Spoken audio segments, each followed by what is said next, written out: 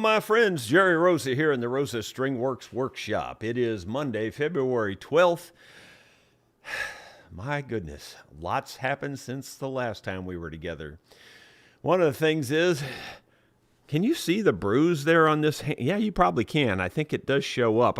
Being colorblind, I have a tough time seeing bruises. Sue will often say to her or to me, "See that bruise?" And I look at it and I go, "No." But I think you can even see this bruise here compared to that arm. You can see it's not the same color, I think. And that big knot right there, it's wonders it didn't break it. Any normal mortal human would have had a broken arm. Oh my gosh, JR brought some more junk equipment.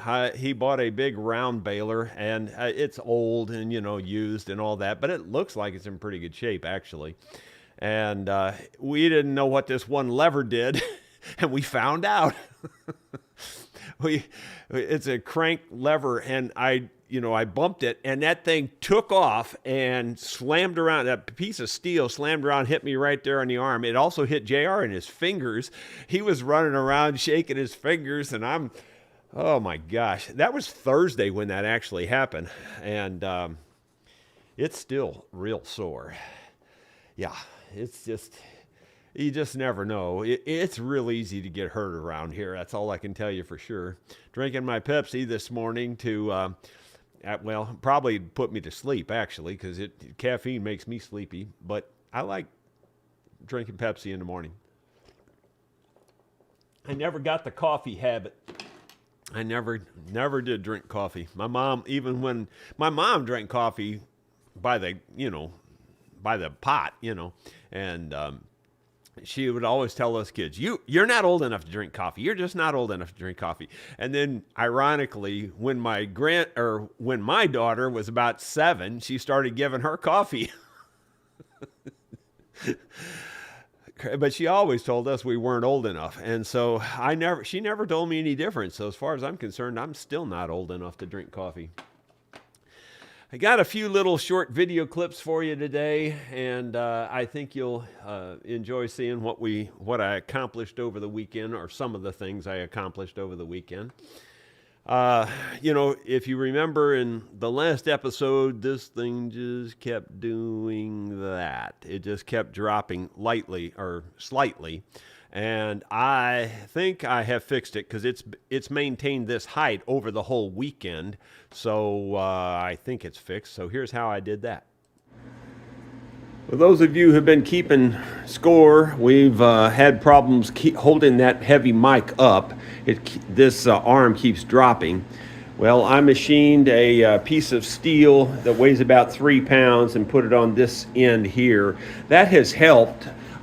It's maintained the height there over the weekend, so I figure the problem is fixed. Tightening this down as tight as I could get it wasn't solving the problem. So this heavy weight seems to have helped a lot to stabilize it. I think it's going to work okay now. Well, at least if it doesn't, I can just make a heavier weight. I had a much bigger piece of steel, and I thought, that's probably a bit of overkill. It was probably more like 20 pounds. But don't push me. If I have to, I will. Do you guys know much about garage furnaces and thermostats and things like that? Well, I didn't know as much as I thought I did. I just thought I could hook up a regular wall thermostat to my garage heater, and I'd be off to the races. And that's the way I had it for the last couple of years, and it basically worked. I mean, it kicked on, kicked off when I turned it on and off, but it would also turn itself off, and I couldn't figure out why. Did I just get a lemon? Is it a piece of junk? Well, it turns out you need a special kind of thermostat for those kinds of furnaces. So take a look at this. Over in the metal shop, I heat this side of the shop with this electric furnace up here. That's a 220 volt electric furnace. I was unaware that it requires a very special kind of thermostat to make this work. For the last several years, I've just used a regular wall thermostat, and the thing kept constantly turning itself off, and I just didn't understand why. So finally I looked into it, and I realized that I had the wrong kind of thermostat. This is a 220 volt thermostat. It takes 220 volts to make this thing operate. You can see I ran a 14 wire over here for the actual thermostat part and a 12 gauge wire over here for the 220 power. And I've tested the wires and everything. They're not getting warm or anything, and the furnace has been on pretty much running all night, I'm sure. And anyway, it works really good now. I just thought I would show you that in case you've ever had a problem with a 220 volt type heater like this. This is basically the same kind of thermostat that you need on a heavy duty baseboard heater. So that solved the problem. At least now that won't freeze up anymore. Or at least it won't as long as that furnace keeps working. And who knows how long that'll be. Yeah, that was a real cheap fix. Actually, it was $18, I think, for the thermostat. And, you know, I paid, well, it was definitely over $100 to fix all the problems that freezing caused on that sink over there. It broke my little manifold. That you know, it's an unusual way to get a sink in a shop, but it's, you know, I had a frost-free hydrant down through the shop floor down into the ground. That keeps that from freezing. But then the water just came off, and I just put a manifold there, one piece of that manifold going to the hot water heater, the other one going up to the cold water on the sink, and then the other one going to a hose for outside use. But anyway, that manifold froze and broke. The sink faucet itself froze and broke. And so had I known about that thermostat, I could have solved that problem a long time ago. So I just thought I'd do a public service there for you guys in case you're running into anything similar. Or at least you know if you were going to put one of those kinds of furnaces in your shop or garage that you definitely do need that kind of a thermostat. Well, the other thing that was kind of nagging at me, I kept telling you, was I needed a way to dry this cedar lumber in this shop here. I mean, I guess I could do it somewhere else, but this shop seemed like the most logical place. It's close to the sawmill, and you know, it stays heated all night and everything. And we don't keep it real warm. I mean, we keep it like 50 degrees, but that's way better than, you know, below zero outside. So anyway, this is how that turned out. Well, even though I don't have space in this tiny little shop, and you can see I've just got stuff pushed over in the corner there for the moment. I'm going to clean that up yet too, but at least I made room to dry this lumber. This is all cedar, and there's 7 rows, or if you will, of 3 boards each, and then the top row is the 8th row, and it's only got 2 boards. But anyway, if you measure that out linear feet, that's enough to cover about 10 feet of siding. And so that's about 1 full side of the building, roughly, approximately anyway. So I need about 3 more times that much, 3 more of that, and we'll have it. Now that's just came out of 3 very small logs. I've got a much bigger log out there right now. When I say much bigger, it's kind of relative terms. It's 2 or 3 inches in diameter bigger than the biggest log that's there already. So it should yield quite a bit of wood. But it's going to take quite a bit more to side that whole building. And if you notice there was a pile of walnut, you know, in kind of wedge-shaped pieces. Those were quarter sawn pieces of walnut that I sawed on my sawmill with my quarter sawing attachment, and they've been drying in the shop here for quite a few months now, probably 6 months or more, maybe longer than that. Maybe it's been a year. I don't know. I can't keep track. Got too many projects and too many irons in the fire to keep track of that kind of thing. I'm going to go to shaky cam here for a second. I'm going to pick up the camera and show you also that, you know, that wall that you can see, you know, the racks of wood up there. Well, I also organized all that this weekend too, because that had gotten out of hand and things were falling off. So that was just something else that I felt needed to be done, and that was part of the reorganizing project to fit all that wood in here too, believe it or not, because there was wood scattered everywhere, and I had to get it all put away. So anyway, and another thing that I'm kind of excited about trying, if you've been following along, you saw, it's been quite a while ago that I made myself a rig to sharpen my own bandsaw blades on the big sawmill. And I'd kind of forgot about the fact that I had sharpened a couple of them, and they were just sitting over here in the corner. Well, that blade that's on the sawmill now is starting to show its wear. So I'm kind of excited about trying out one of these bandsaw blades that I've sharpened myself. And I can tell you what, these things are like needles, man. I mean, they feel so sharp right now.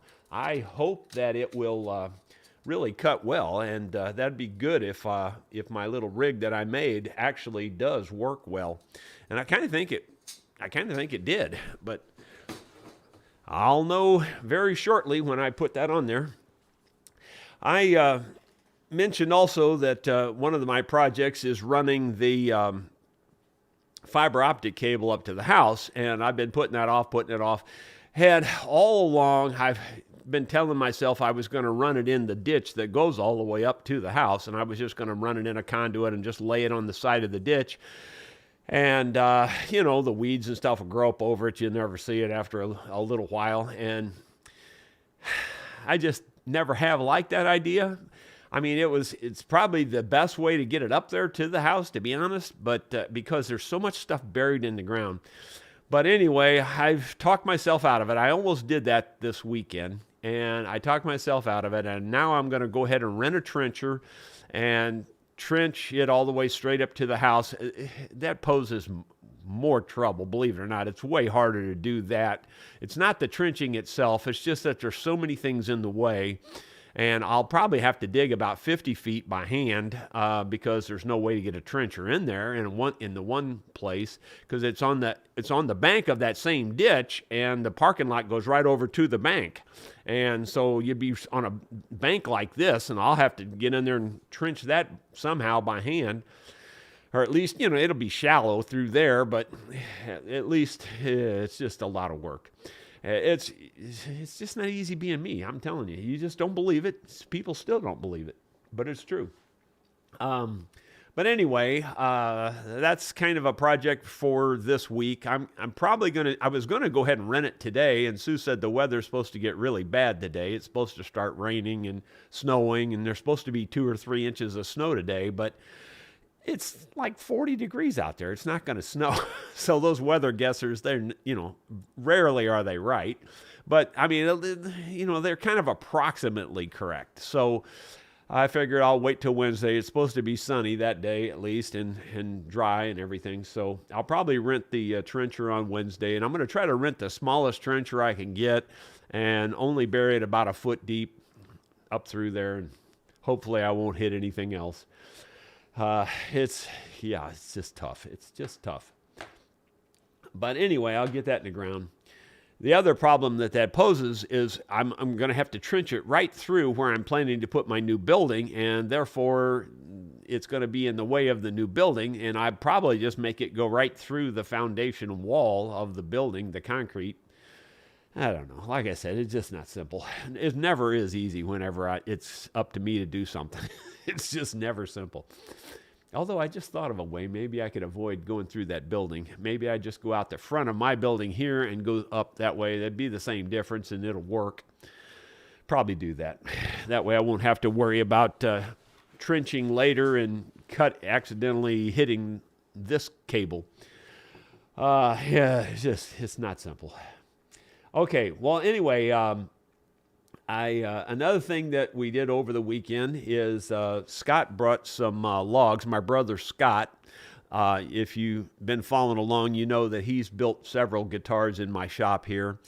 And he also came back down this weekend and brought he called it a log. It's really like maple firewood that we sawed up on the sawmill. it was about 4 feet long and a piece of maple. And then he had another even one a little bit shorter than that. And we sawed those up for him to use for projects down the road. But the reason I bring up Scott's name is that I put a link in today's video, in today's vlog. There's a link in there to Scott's channel on YouTube. It's called Pappy's House. Now, I had originally thought I was going to go ahead and put his videos out on my channel, and I decided against it. He's trying to grow a channel too, and I decided to just let you guys go watch it on his channel. And please go to his channel and subscribe. It's a brand new YouTube channel, and he's got he's got several videos out already, and he's got 4 parts to building his dogwood guitar. So in today's description, you'll see a link it's the first link in the description to Scott's channel. It's called Pappy's House. That's what he calls it, Pappy's House. And the link is specifically to part 1 of him building his dogwood guitar. Anyway, please go over there and do that. I would consider it a personal favor if you would go over there and subscribe. Even if you don't watch any more videos, just go over there and subscribe. It won't cause you any kind of a issue or a problem or anything, but it sure would help him out and help his channel out and help it to start growing. And I would appreciate it very much. Let's see. What else have I got here? I've got a whole potpourri of things. Eddie, my super fan Eddie, he's always providing me links and things. He also sent 2 more links for previous videos that we talked about last week. Somebody asked me how to string my videos on stringing instruments. Well, he provided one of the links for that. I know there's at least 4 or 5 videos out there on stringing instruments, but he sent a link, and so I put that in today's description also, and it's just how to string an instrument.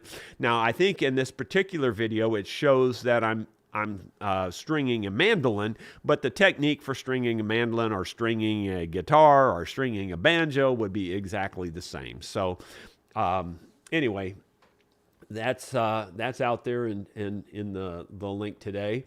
And then he also provided a link to another video that I made on using, if you remember last week, I was showing jigs and fixtures and tools and things that I use to build and repair instruments and things. Well, one of the things I showed was a spinning jig to regrip a bow, a violin bow.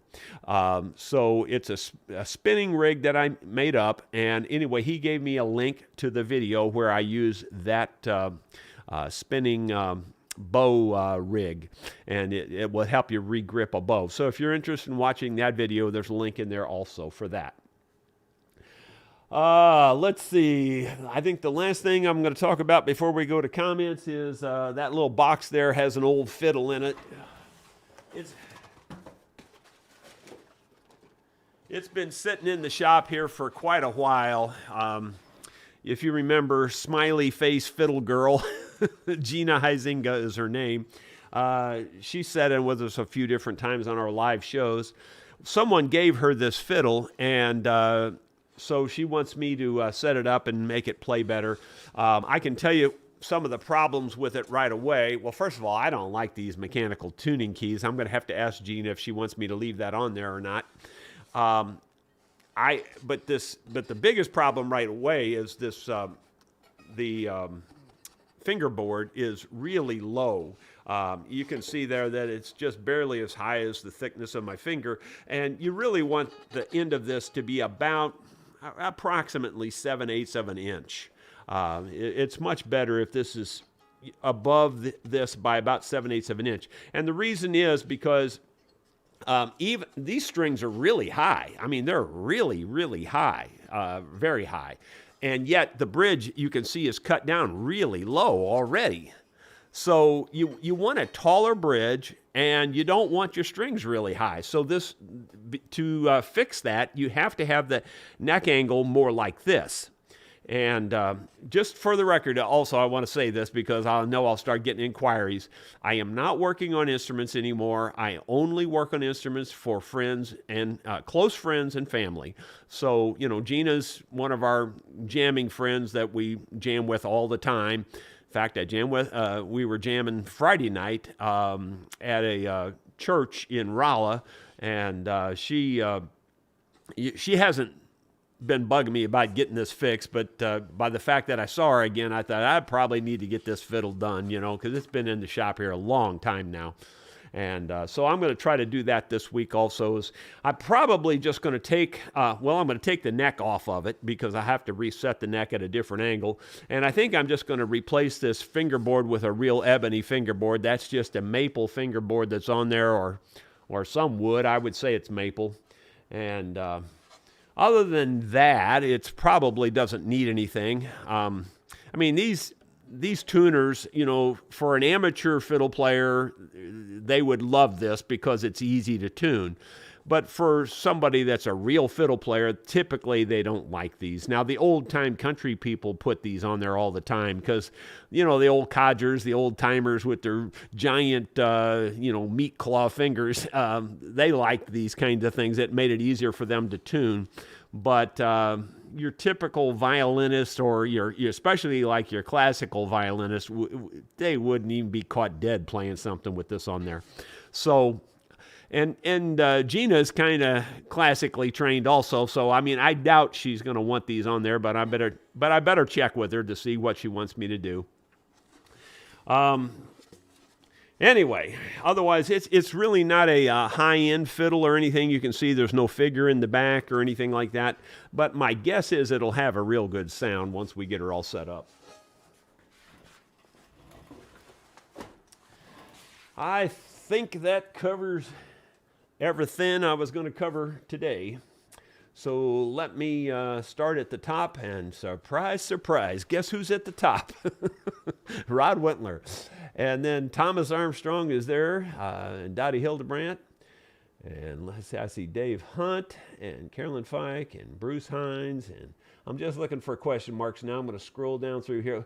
And what's weird is I have to scroll just to see all the comments just before we went live. There's so many comments this morning. It's amazing. Bill Mumbo, hello from Blighty people, beautiful. Hello from Blighty people, beautiful afternoon here in London. Town, hope you're chirping like the birds in my garden, Jerry. Well, I haven't done any chirping today yet, but you never know. You just never know.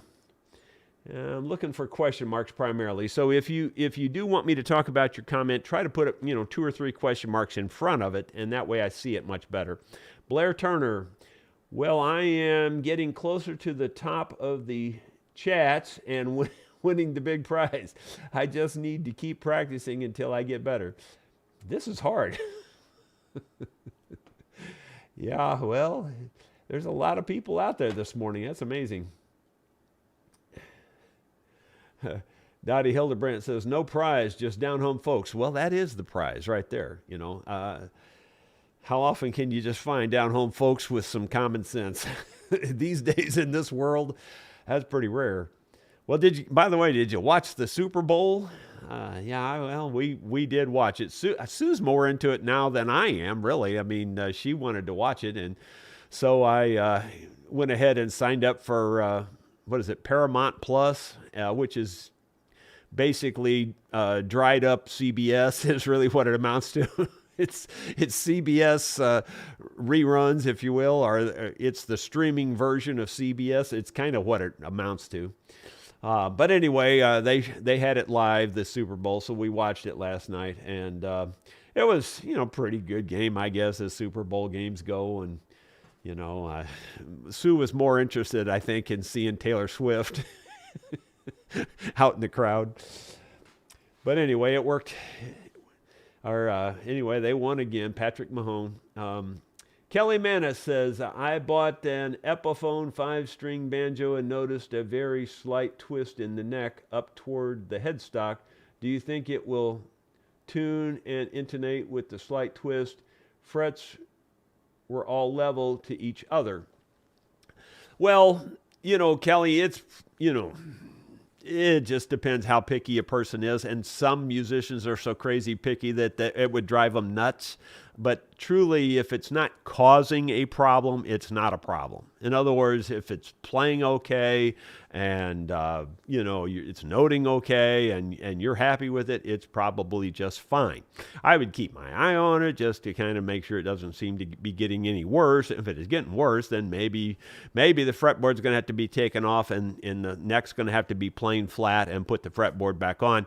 And yes, I know about the techniques of twisting it with steam and heat and light bulbs and every method under the sun, but they don't work. They only work temporarily. And I know you'll see tons of videos out on YouTube about how that works and how you can straighten the neck and all this. It just doesn't work long term. It will work short term, but nature has a way of putting a twist in something like that, and it ain't going to untwist because you want it to. It's going to stay twisted. So your best option is to plane through the twist, put the fretboard back on it, and you'll be fine. That's just me. That's my opinion. You can go somewhere else and get a different one if you prefer. Not you specifically, Kelly. I'm just talking in general terms. Anyway, let's see. But like I said, I probably wouldn't worry about it otherwise. I mean, if you're happy with it, you're probably just fine. Dottie Hildebrandt, we need a big arc with all this rain. Well, we aren't getting a ton of rain, but we're getting a little bit here and there, and we finally got enough to kind of fill up that new pond that I built. It's amazing how that thing stayed dry the whole summer. I mean, I think I built that back in the spring or early summer, and it didn't get any water all year. We got like I said before, it's the oddest year I believe I've ever seen. We got a bunch of rains through the hottest part of the summer, but they were all real little bitty tiny rains, little short things, and just enough to settle the dust, and that was it. Not really enough to soak in and do any good. So it was almost like getting no rain. Moving on down. Ben Boyd, good morning. Hey, it's a long one. It doesn't say, I don't see any question marks, but I thought I'd just read it anyway here. Good morning from Northwest Arkansas. Patrick Mahomes looked almost as good last night as Jerry did at his Thanksgiving cow patty Super Bowl. Yeah, I scored on the very first play of that Super Bowl. The Turkey Bowl, I meant, is what we called it, the Turkey Bowl. But anyway, yeah, I think I surprised everybody that I could actually run a ball. I actually dodged several tackles on that deal. Or, well, it wasn't tackle, it was touch. But anyway, I dodged several of them. Clyde Price, good morning, Jerry and viewers. See that Oliver and his friends were missing for a while. Yeah, I saw that.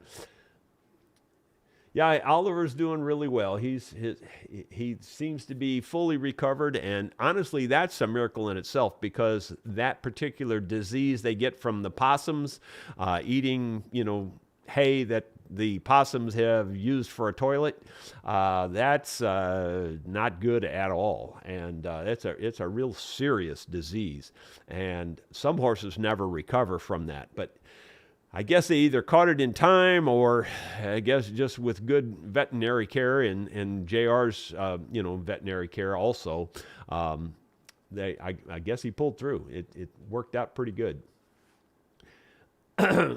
Steve Koffilt, have a hard time keeping my pick from rotating back in my fingers. Do they make anything to help out? Well, there's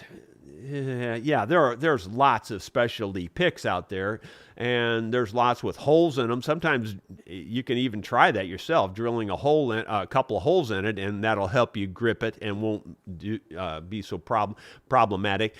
People try everything with that stuff. There's I think a product called Gorilla Snot or something. It's like a sticky stuff that you put on your fingers. There's all kinds of products for it. You could even try two-way tape, There's just a lot of things. But I prefer to just learn how to hold it, and it just takes time, and you'll learn to be able to hold it. And it just, at least I had the same problem. I mean, I think everybody that plays has that same problem, but over time you just get better at it and you learn how. Now, I will also say that it depends a lot on the kind of plastic and pick you're using. Some picks are more prone to that than others. So, I don't know. I kind of like these purple Tortex picks. Now, they'll still spin on you. There's no doubt they'll still spin on you. But they get a little bit better grip, especially when they're new. When they get older, that grip wears off a little bit. And so they're pretty slick. I'm not saying that that's going to solve your problem. The other pick that I have is that blue chip pick. And again, it's a slick plastic, but for whatever reason, I don't have much trouble holding that one. It seems to hold pretty good, but those are really expensive. So just so you understand that. But honestly, maybe somebody else in the comments can make a better suggestion, but there's just a number of things you can get to try to keep it from spinning. But my preference is to not use any of those, is to just keep practicing, and you'll eventually get the hang of holding it, I think. Sometimes moistening your finger like that a little bit will help too, by the way. Sometimes your hands get real dry and then it's really hard to hold it. 1788 Productions. I am building a mandolin with the Siminoff plans. I don't think I want to use the spruce for the top. Will cedar or another wood make more of a mellow woody tone? Well, yeah, Western cedar, quarter sawn, or redwood, either one of those makes a great mandolin. I mean, I build them out of both, Western cedar and redwood. In fact, this one has a redwood top, and it's a killer mandolin.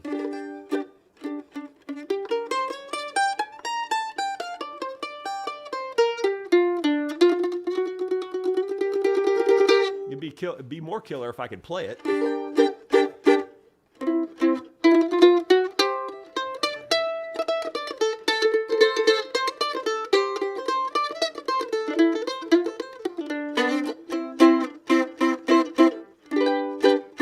This is a very, very, very powerful mandolin. It really is, and it's got a redwood top. I've told this story before, but I'll just tell it again since we're talking about a different kind of top. Years ago, I used to go to the Bluegrass Festival down in Grassy, Missouri. In fact, that festival was started by my uncle, Don Brown. And people knew me pretty much, probably mainly because I was Don's nephew. It's probably one of the main reasons they knew me. But I was playing the mandolin too, and I got around a lot. And at some point, I became the president of the Missouri Area Bluegrass Committee, which that helped me be known down there too. So the reason I tell you that is just because it would have been unusual for this to have happened had I not, if people hadn't knew who I was, I guess you'd say. So anyway, I pull into the festival and I pull through the gate. And as soon as I pull through the gate, there was friends of mine on right there at the gate that were jamming. So I just get out, I grabbed this mandolin, and we started jamming together. It was like 9 in the morning. And about 11 o'clock, I went the 200 yards or so up to the cookhouse.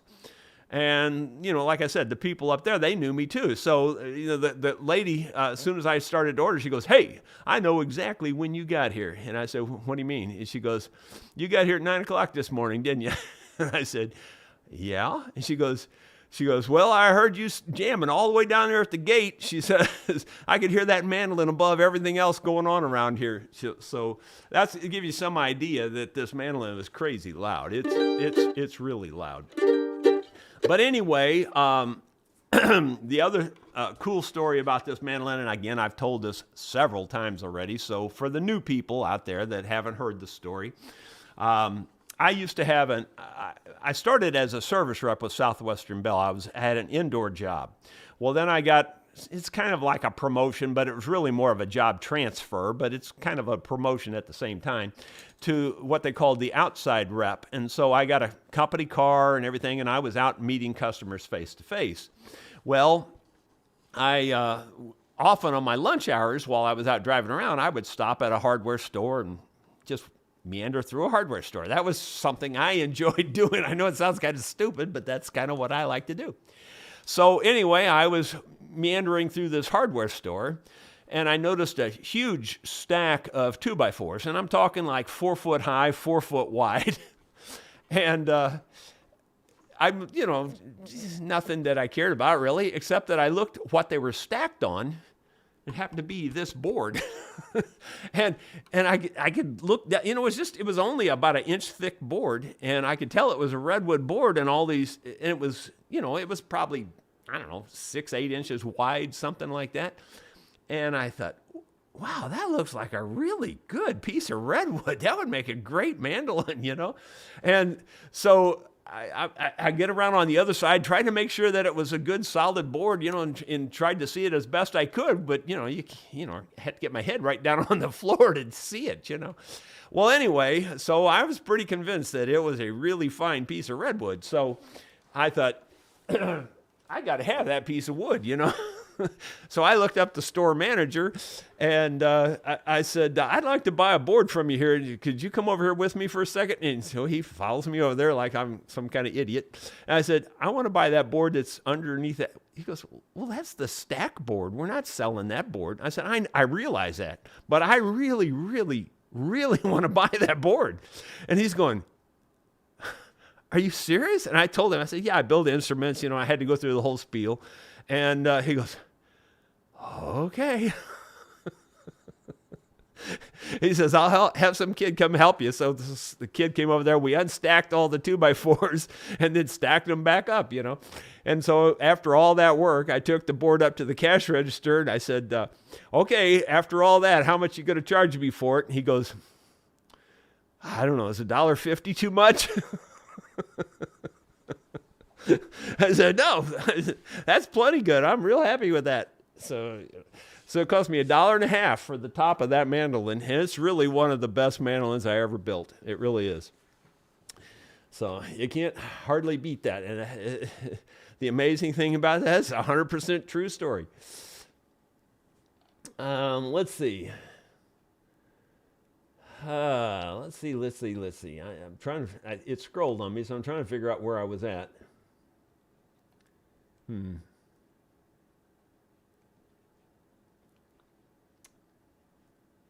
Where was the,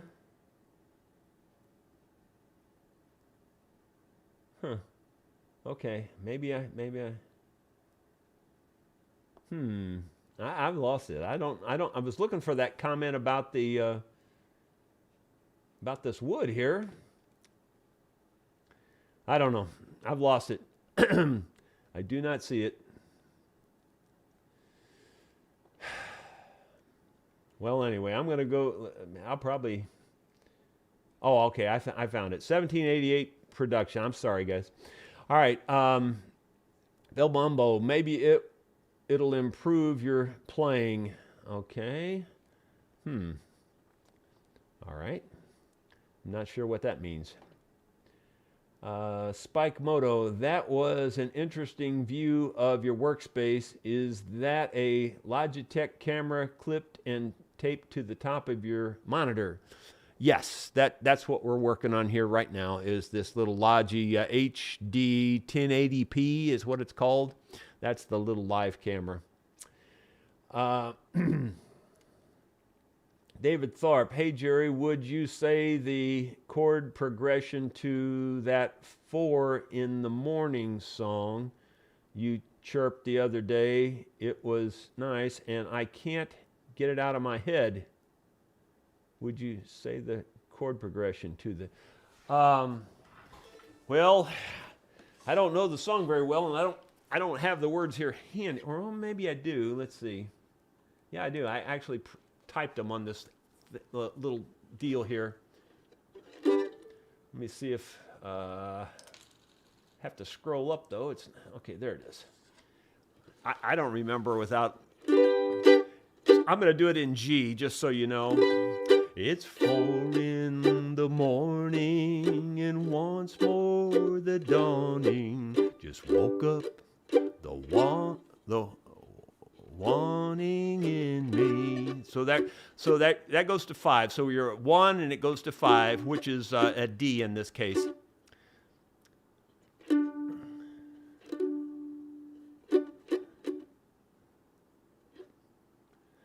Wishing I'd never met her, knowing if I forget her, how much better off she would be. That's back to 1, which is G. The longer I hold on, the longer this goes on, the harder that it's gonna be. So that's a C and that's a 4. So it's going to 4. But it's 4 in the morning. But it's 4 in the morning, and once more. That's back to 1.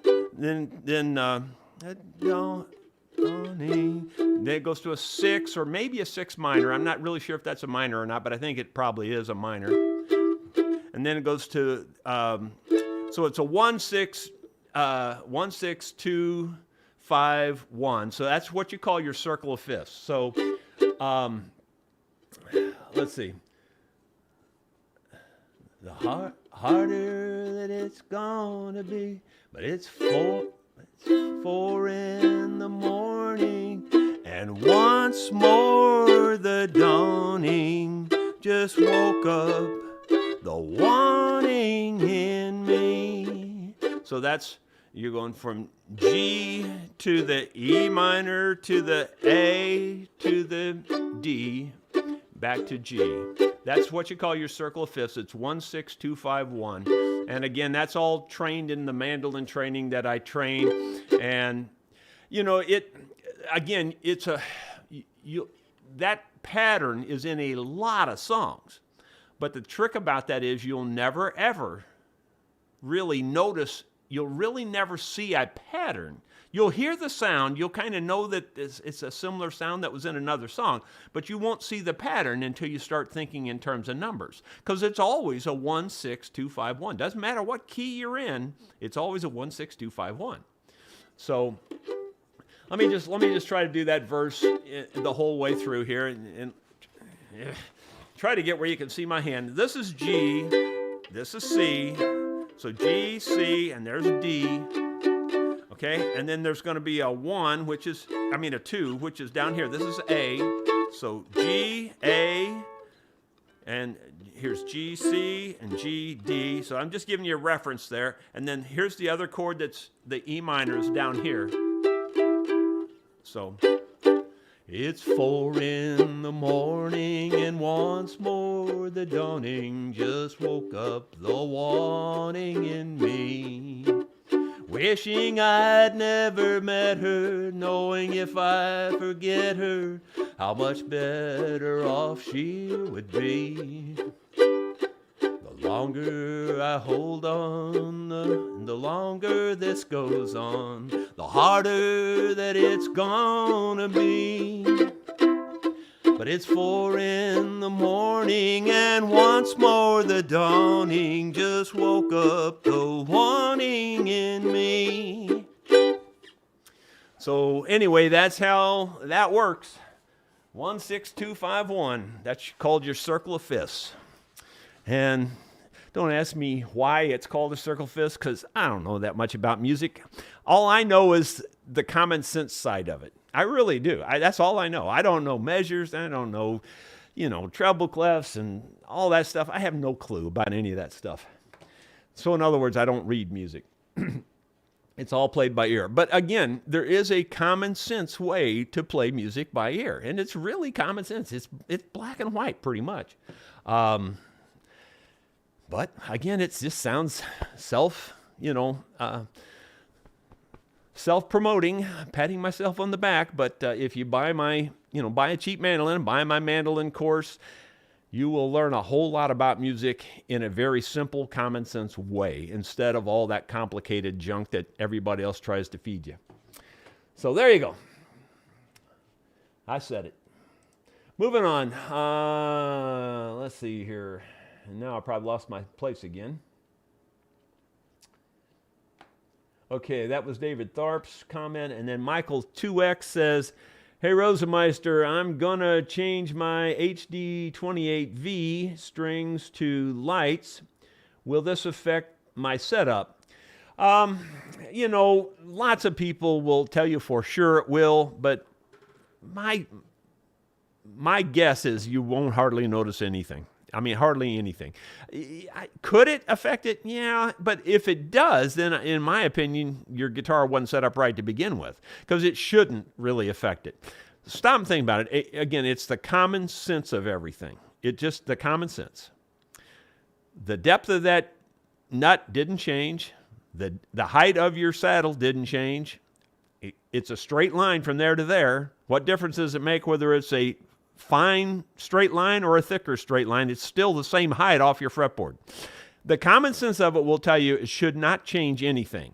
Now, where it will change, and everybody's going to eat my lunch if I don't say this, is that the tension will be different, and therefore that the bow in the neck or the underbow, or what people call relief, will be less with lighter strings, and that could potentially make a problem. But my guess is if you just go into the lights that we're talking about, that won't be enough to care. I mean, it won't be that much of a difference. So I don't think it'll create any problem at all. Now, if it does create a problem, say at the nut, then your nut wasn't cut right to begin with. In other words, like say, be the other way around probably. If you were on lights and you went to mediums, that could potentially cause a real problem because the slot wouldn't be wide enough for the mediums. But in my opinion, it should always be that wide. You should, when you're setting the slots in the nut, you know, if it's a little wider than your string, it don't hurt nothing as long as you're not, if you're not talking like this wide. I mean, if you're only just a couple thousandths wider than your string, that's not going to hurt a thing. Nobody's going to know that, and nobody could care. So anyway, it shouldn't, I guess, long-winded answer, but it shouldn't really create a problem, and I don't think it will. Bob Hanby, how much would you charge to make a bridge for a mid-60s Fender acoustic guitar? Probably around, these days, around $10,000, I think.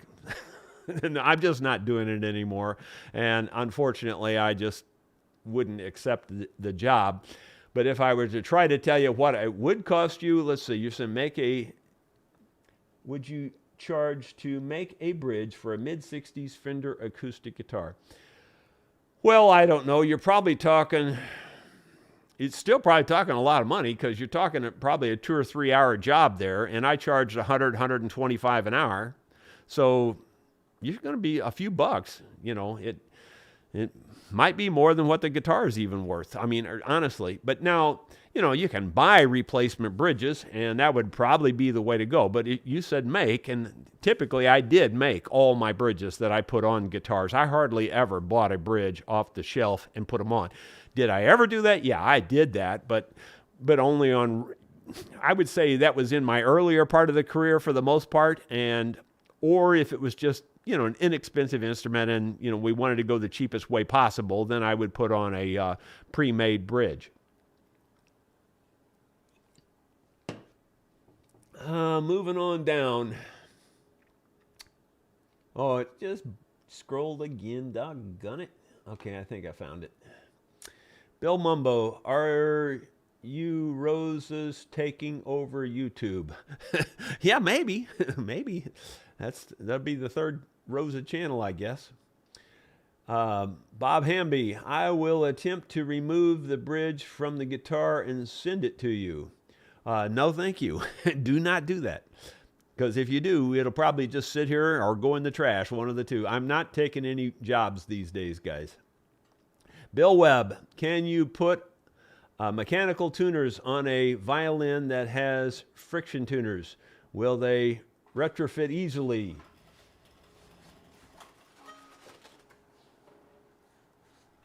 That one's been done that way. Do they always fit the holes? No, they don't always fit the holes. Sometimes you'll have to route the hole out on one side or the other to get these mechanical tuners to fit it. But for me, it's the other way around. I have never, not one single time in the 40 years, installed a set of these on a violin. Now, I've reinstalled them because the violin came in that way and they wanted those on there and they were already installed, yes. But me, from scratch, putting these on, I've never done that. And I probably never will because I don't like them, number one. It's just, I don't know how to explain it.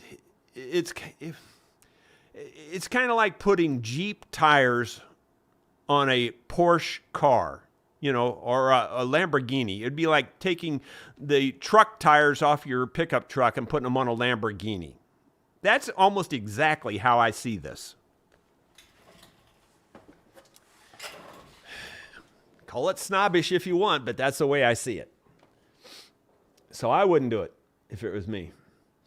Dottie Hildebrand, I watched the Super Bowl commercials. Yeah, and boy, they were maybe it's just because I'm getting old and crabby, but man, those are stupid. Some of those commercials are so stupid, and they paid huge bucks for that. I mean, millions of dollars for 30 seconds. Some of those commercials were so dumb that you can't even tell what their product was till the very end. And of course, I think that's their kick, is that you wait and see what they're promoting, at the very end. But really some dumb commercials, in my opinion. But like I said, maybe I'm just getting old and cynical. But then again, I always look at it with the common sense side of it. I'm thinking, boy, I think you could have spent your money a whole lot better there than what you just did. But anyway, and not the fact that they advertise during the Super Bowl. I think that's the perfect time to advertise if you're going to advertise. But I think I would have done it differently. Put your product out there and show them what you're talking about, I don't know. That's just me. 19 Bryn 76. Good morning. Have you ever made a fanned fret instrument like a classical? No, I never have. Fanned fret. No, you're talking fret. I thought you were talking braces there. Again, I'm a terrible reader. I read something and I just assume the next thing. Fanned fret instrument. No, I don't like the gimmicky fret stuff. There's a lot of people that do and like to mess with that. And to me, it's all just gimmick stuff. It's been working for way over 100 years, just standard frets. I don't see any reason to change it at all. Zero, none, not any. So no, I wouldn't. Could you pay me to do it? No, you couldn't even pay me to do it. I'm not. That's how lack of interest I have in that. Even if you paid me double my normal rate, I wouldn't do it. Richard Busby, Jerry, what is your opinion on guitar necks that are held on with dowels? Well, it's not my preference, but I mean, if that's what you got, it's okay. It's not the way I would do it, but I've actually repaired, a number of instruments over the years. One of them I've got a video on. I remember distinctly was a dobro that had the neck pegged on, and I repaired that one. But it's not the right way to do it, in my opinion. It's kind of like putting metal tuners on a violin. It's not the good way to do it.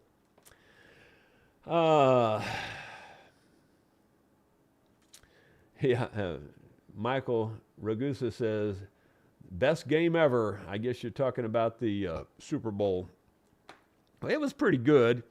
A little bit of a nail biter, all the way through. I really did almost feel like I knew how the game was going to turn out the whole time. I know it sounds kind of stupid, but that's kind of the way I felt the game was going to go the whole time. I from the time it started to the time it finished, it didn't surprise me one little bit. I mean, the only thing that was getting me worried was a few of the fumbles. They were doing some turnovers there, and that was kind of bothersome. But otherwise, it went almost exactly how I would. If I had written the book beforehand, it would have looked almost exactly like what you saw. That's exactly what I thought was going to happen. In fact, several things happened during the game, and I told Sue exactly what was going to happen next, and it did. I don't know why. I just felt like I knew exactly how it was going to go, but I did. I don't know. I'm psychic, I'm pretty sure. Psycho mostly, but psychic sometimes. Larry Fisher. Jerry, have you ever played the Waverly, Missouri Apple Jubilee? Our group did years ago. Never saw so many apple trees. Waverly, Missouri Apple Jubilee. No, I don't guess I have. I don't guess I even knew about that one. We played a lot of different type shows over the years, and that one doesn't ring a bell to me, so I guess not. I'm not even sure where Waverly, Missouri is, honestly. Bill Mumbo. Dunlop make nylon picks with ridges. I have seen picks which are crossed with thumb picks. A friend stuck sandpaper on. Yeah, I've seen that trick too. Yeah, there's a ton of ways to do it. Yeah, those are all good suggestions for people that are having trouble with that. Like I said, my preference is to just try not to use those gimmicks, and I don't mean gimmicks in a negative sense, but just aids, if you will. Rather than using those different aids, I would prefer to just try to learn how to hold it and just get over it, because it's just more practical in the long run. Chipwood, was Don your uncle on your mother or father's side? He married my dad's sister, so it's on my dad's side. For the record, we got 3 inches of snow last night here in Oklahoma. Wow. Well, that's what was supposed to be coming this way, I guess, and that's about what they said we were supposed to get today, but I don't think it's going to do that, unless the temperature's still dropping or something. But I doubt it'll stick anyway, because it's been kind of warm here the last few days. And by the way, on my Uncle Don, Betty, my dad's sister, is still living. She's the only one that's still around. She lives down in Eminence, Missouri, which Eminence has a pretty big bluegrass festival, or it used to have. I don't even know if it's still going on. I guess it is. We never, that's another thing I've mentioned before, but my band specifically, we hardly ever played festivals. We played a few. I mean, a few dozen over the years, maybe, but we never really concentrated on festivals. We mostly did weekend shows and one-day shows and things like that. Sometimes we'd play 2 or 3 shows in one weekend. There were several years in a row that we played more than 40 weekends.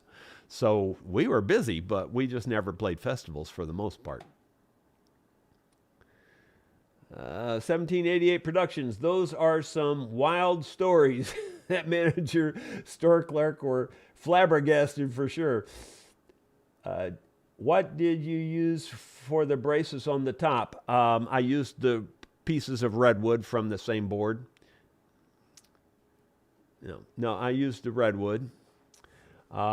Yeah, typically you use the same kind of wood for your braces that your top is made out of. That's your norm. Not to say you couldn't change it. I mean, there's no reason you couldn't change it. And I'm sure it would be just fine if you did. And I'm sure somebody's already done that. Like I said, there's almost nothing. And I mean this sincerely. I know people think, oh, I'm sure I could come up with something. You'd be hard-pressed to come up with something somebody hasn't tried on building an acoustic instrument. You'd be really, really hard-pressed to come up with something new and unique that's never been tried. It's pretty much been tried, trust me. I've seen most of them myself. The Freeze. Jerry, do you have to carve the top thicker or thinner with Western cedar? With Western cedar, I wouldn't change it very much at all. I'd be about the same as I would be with spruce. I'm really just about the same. And for the most part, about the same with your redwood. Redwood's even a little bit softer in my opinion, and you might just leave that a fuzz thicker, but hardly any. The dome shape, if you carve that dome right, that's very strong.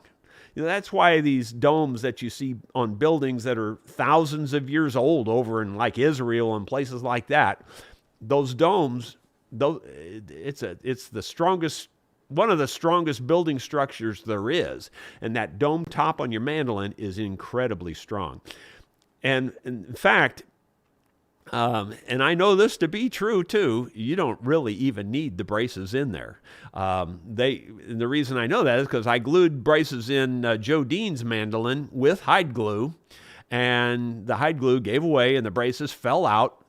And I said, well, bring it by, Joe, and I'll fix it for you with tight bond, and you won't have any more trouble. And he said, no, I like the sound of it even better. Now, he says, I don't even want the braces back in it. He says, if you don't think it's a problem, I don't want them back in. And I said, I don't think it's a problem. I think it'll hold just fine. Because like I said, the dome shape is strong. Now, a flat top, it's not strong at all. Not even a little bit strong. You'd have to have braces in a flat top. But on a dome top, it's pretty dang strong. It's pretty dang strong. The only way the dome would not be strong is if your sides are somehow not strong and it would push your sides out. You could have that situation. But if your sides are built right and your sides are strong, your dome is very, very, very strong. Which is one more reason to make your braces in your top thinner on a dome top like that. You can make them pretty darn small. Moving on, the freeze. Jerry, do you have to carve the... 1788 Productions. Oh, forgot to mention I am using ambrosia maple for the back, sides, and neck. Yeah, well, that sounds like it would be good. I don't really know what ambrosia maple is, to be honest with you. I've heard the name before, but I don't know what that is. Bill Dedrick. The difference in string tension between medium to lights, 20 pounds, will decrease neck relief slightly on the HD28V with a decrease in string height of 3 to 4 thousandths, not noticeable. Yeah, if that, that could happen. There's no doubt about that. That's why I thought I need to mention it. But honestly, if the guitar was set up properly, it's probably not going to change anything. I couldn't even tell you the hundreds of times I've switched from lights to heavies or I should say from mediums to lights and lights to mediums, and I've never really hardly ever had a problem. I mean, it's on a rare occasion you'll have a problem. Very rare occasion. Dan Pryor, with you not working on instruments, any recommendations? Work done around here has been disappointing.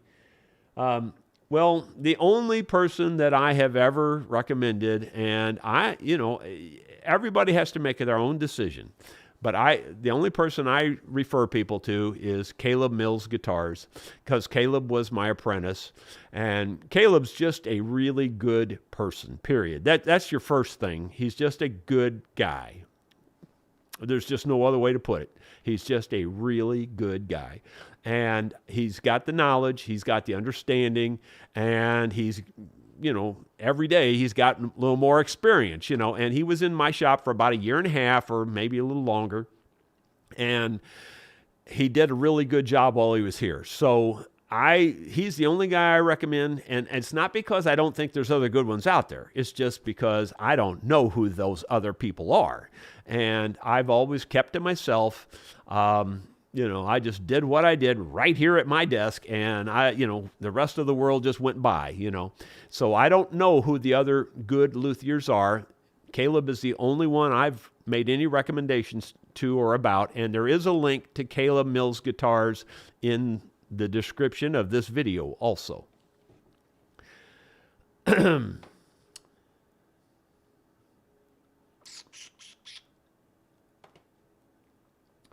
Larry Fisher, Waverly is north of Independence on the Missouri. Okay, all right.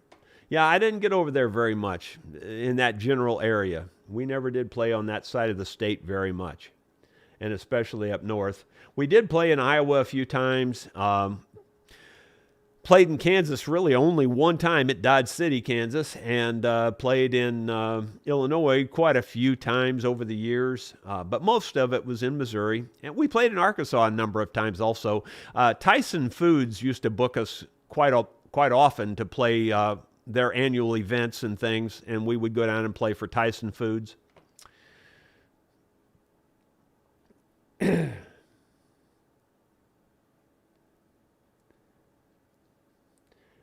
The Freeze said, that's a great story about the braces falling out. Priceless. It's why I'm here so many mornings. Yeah, and that's true. That's one of the few things I ever glued in with hide glue, and they fell out after time. I mean, they held for a number of years, but they fell out. Hide glue is going to come apart. I don't care what you glue with it, it's going to come apart eventually. Now, sometimes it might last 40, 50 years, but it is going to come apart eventually. It's just black and white fact. Every single Stradivari violin, those priceless violins, every single one of them has been glued dozens of times. Believe what you want. 1788 Productions. The Ambrosia maple has multiple colors in it, purples, reds, and bits of tinge and oranges, and of course the regular coloring. Yeah, well, there you go. See, and I'm colorblind. I can't even hardly see that bruise there, but I know it's there because I can feel it. Bill Dedrick. The HD28V is one of the Martin's most stable dreadnoughts. I have owned several and still own my first one made in 1996. I don't know a lot about the specific models, HD28V versus, which I guess is vintage, I'm assuming. I don't know what that V stands for, but I think vintage probably. I don't know. There's probably another reason. You're probably all laughing at me, but the model's just in one ear and out the other because I saw so many, and you can't keep all that stuff straight, or at least I can't. When you see as many as I did, they just run together. I could care less. I mean, I could care less what the model was. All I cared was what the problem was, and then I'd fix the problem. So it looks like a nice purple on your hand. Well, I don't see any purple, but I can see a darkness. That's all I can see. But I can tell you right now, I can feel it. Man, I'm not lying to you. Phew, if it wasn't for being a superhuman, that would be broken. I'm just being silly, guys, in case you think I'm being serious. I'm just being silly. It was close to breaking it. I'm telling you, it was close. As funny as this is as odd as it gets too. People break bones all the time. I mean, kids break them all the time, everything.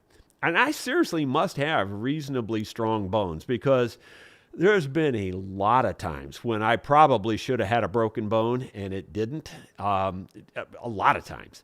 I mean, kicked by horses, stepped on, thrown every direction you can be thrown, off the front, off the back, thrown and then stepped on. Everything you can imagine's happened to me. Everything. And the only bone I ever broke, the only bone, was in one toe next to my big toe on my left foot, or on my right foot, I take it back. And I was walking out of my mom and dad's house, and they had a big rock hearth fireplace, and the throw rug was slick, and it slipped out from under me or something, or they waxed the floor or something. I don't remember. Maybe that's what it was. They waxed the floor, and then the rug was on top of that, and that rug slipped, and I went flying, and my foot came down. I was barefoot, I think, and my foot came straight down on that rock and broke one toe. Other than that, I've never broke a bone. And I'm not kidding you. I think I really should have had some broken bones. I really do. But it's just kind of the nature of the beast. I think I am superhuman, actually. There's something to it. I don't know just what's to it, but there's something to it. I must have pretty strong bones. Let's see.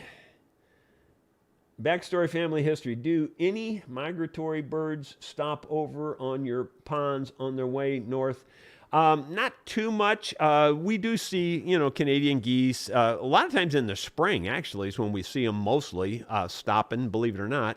Not so much while they're migrating. When they're coming through, again, I'm sure this happens everywhere, but it just seems like our valley is a fly route for them because it's real often and real constant. You'll see in the fall and spring, you'll see geese and ducks flying right down our valley. I mean, it just happens to be in their fly route, and a lot of times they're so high you can't even hardly see them. Most of the time you can't see them. You can hear them, but you can't really see them.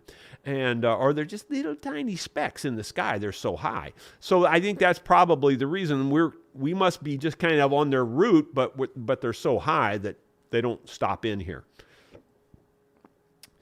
Blackjack guitar, knock on wood, Jerry. Cheers. Yeah, no kidding. Yeah, I seriously don't know why I haven't broken bones, because honestly, there's been a lot of times where I think it should have broken for sure.